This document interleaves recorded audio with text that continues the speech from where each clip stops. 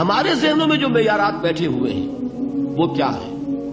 کامیابی پیسے سے ہے، کامیابی جائیداد سے ہے، کامیابی کاروبار سے ہے، کامیابی شہرت سے ہے، کامیابی اقتدار سے ہے. یہ معیارات ہیں. جو جتنا دولت مند اتنا کامیاب، جو جتنا مشہور اتنا کامیاب، جو جتنا پاپولر اتنا کامیاب، جو حکومت پر پہنچ گیا کامیاب، جس نے بڑا کاروبار جما لیا کامیاب، جس نے بہت جائیداد بنا لی کامیاب. یہی ہے اصل میں ساری بس کی گانٹھ. جو تصور کامیابی کا ہوگا اسی کے مطابق آپ کی بھاگ دوڑ ہوگی، اسی کے لیے جد و جہد ہوگی، اسی کے لیے توانائیاں صرف ہوں گی، اسی کے لیے دن رات کی مشقت ہوگی. یہ ہے اصل شے جس کی یہاں نفی ہو رہی ہے.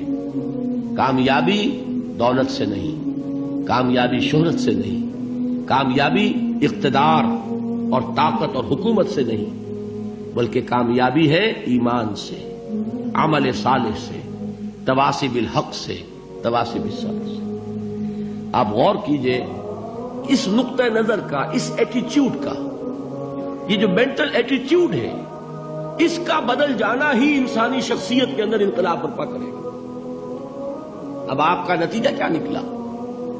اگر تو دولت سے کامیابی ہوتی تو قارون بہت کامیاب تھا، اگر حکومت سے کامیابی ہوتی تو فرعون اور نمرود بہت کامیاب تھے.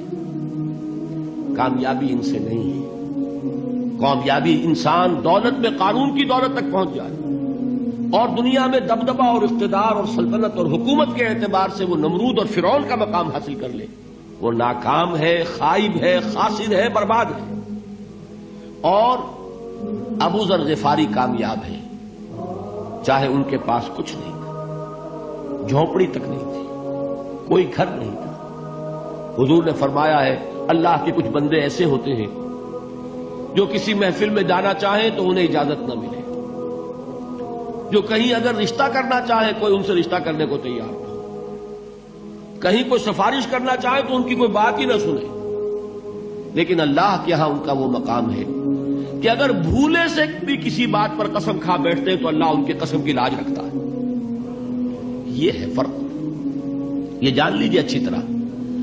اس بات کا مان لینا آسان، اس پر سبحان اللہ کہنا آسان، لیکن اس کے مطابق آپ کے اپنے ذہن کا بدل جانا بہت مشکل. اس لیے کہ ہم متاثر ہوتے ہیں اپنے ماحول سے. وہ بڑا محل ہے، دیکھ کر ایک دفعہ جھجری آتی ہے، وہ بڑی سی 20 فٹ لمبی کار سناٹے کے ساتھ آپ کے پاس سے گزر گئی.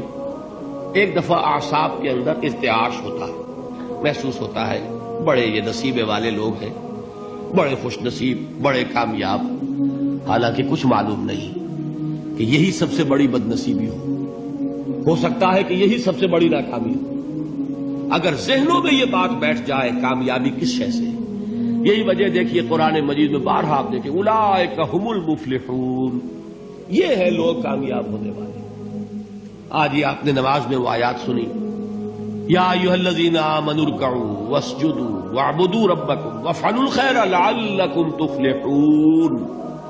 اے ایمان والو، رکوع کرو، سجدہ کرو، اپنے رب کی پرستش اور بندگی کرو اور اچھے کام کرو تاکہ تم کامیاب ہو جاؤ. تو کامیابی کن چیزوں سے ہے؟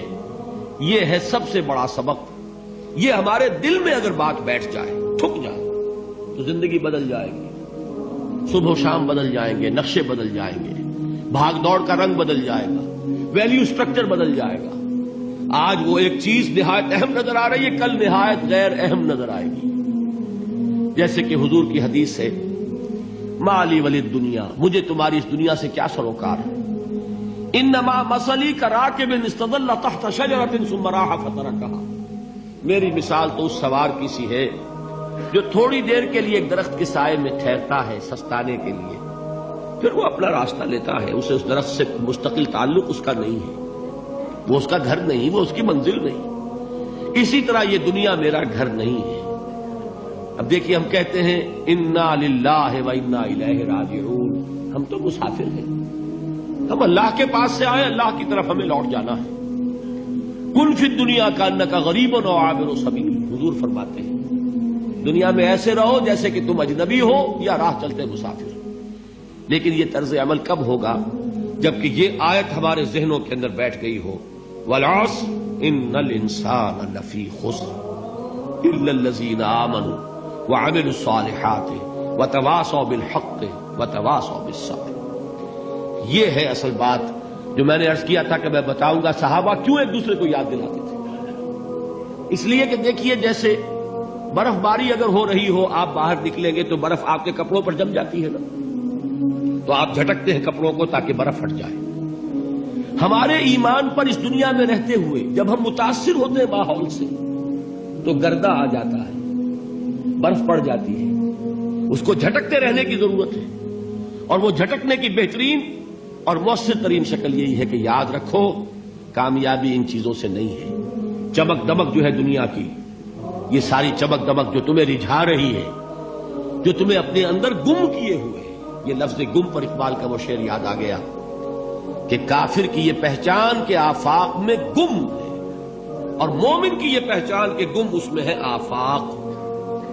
تم گم نہ ہو کر رہ جاؤ، اس میں مبہوت نہ ہو کر رہ جاؤ، مرعوب نہ ہو کر رہ جاؤ، دنیا ہی کی محبت تمہارے اوپر ڈیرے نہ ڈال دے، تمہارے دلوں کے اوپر مسلط نہ ہو جائے۔ لہذا تازہ کرتے رہا کرو، والعصر ان الانسان لفی خسر الا الذین آمنوا وعملوا الصالحات وتواصوا بالحق وتواصوا بالصبر۔ پھر یاد کر لو، پھر تازہ کر لو اپنے اس یقین کو کہ کامیابی دولت سے نہیں، کامیابی ثروت سے نہیں، کامیابی اقتدار سے نہیں، کامیابی شہرت سے نہیں، کامیابی جائیداد سے نہیں، کامیابی ہے ایمان سے، کامیابی ہے عمل صالح سے، کامیابی ہے تواصی بالحق سے، کامیابی ہے تواصی بالصبر سے۔ یہ چار چیزیں ہیں کہ جو کامیابی کے لوازم